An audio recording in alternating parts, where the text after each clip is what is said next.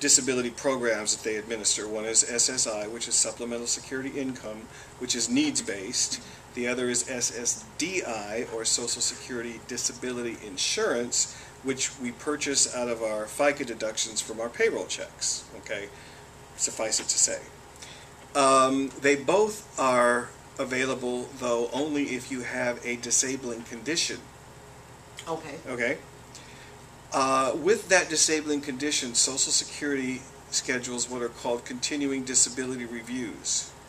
And depending upon the severity of your disability, the nature of the disability, you might be scheduled for one every year, or one every 3 years, or one every 7 years, or indefinitely.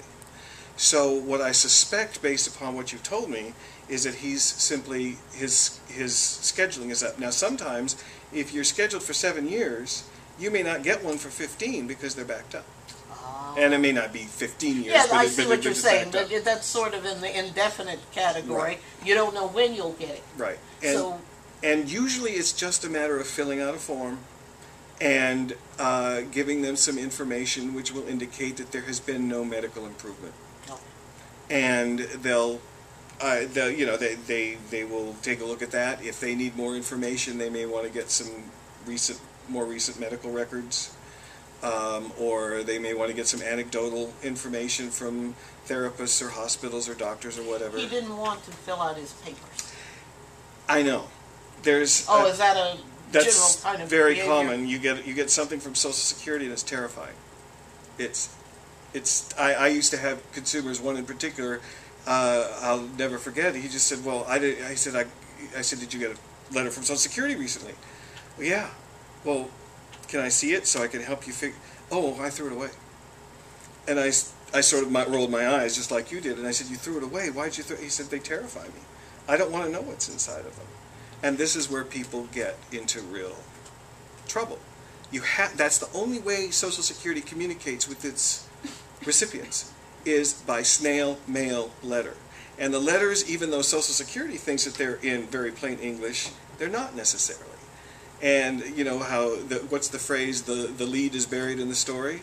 No. Well, you can get 4 or 5 paragraphs or pages sometimes, into the letter, and not know what the letter's about until you hit upon that little. Well, I do remember this part, that he was supposed to sign and send something back. And that's when he was petrified. And I said, "I don't know about this, but we'll get Michael Van Essen on the show. He can answer this question, because you'll call in. You'll call in, and he'll not only be answering it for you, but he'll be answering it in general for other people who are having the same issue." And again, based upon what you've told me, I suspect it's just a continuing disability review that by the way, and I want to make another point too, because this is really important for anybody receiving any kind of Social Security benefit. When you agree to receive that money, you are essentially agreeing to a contract. They don't call it a contract, it's not written like a contract, but you are essentially contractually obligated to respond when they require information. I would envision that no response means no check. Eventually. And sooner rather than later. Because, again, and that brings up another point. You are not only contractually obligated to respond to any correspondence you receive from them, you are obligated to report any life change in your living situation, in the family dynamic. If someone reaches the age of 18, if someone passes away, if there's a birth, if someone moves into the house, out of the house, if you change your addresses, you're obligated to report those changes so that Social Security can get a hold of you, so that you can then respond in a timely manner, so that you don't have that interruption in the income. And I would envision that it must be a heck of a lot harder to reinstate yourself if you have been a recipient, and because you didn't fill out papers, send them back, abide by the contract, then you're off. Well, yeah, you're off, and not only can it be difficult to get reinstated, but during that period of time, you're not getting any money. Your health care has been suspended.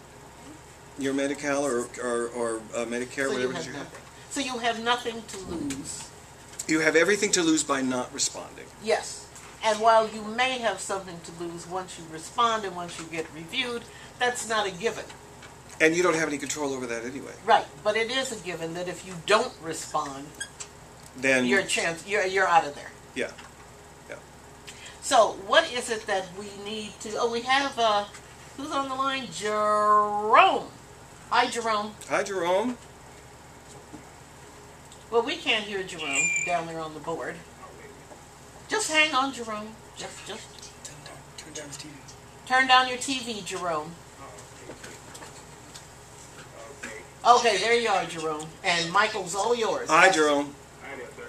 Yeah, I just want to find out. I'm on Social Security. That's been my first check this month, and I got I'm on dialysis. I think you call it kidney chronic disease. Mm-hmm.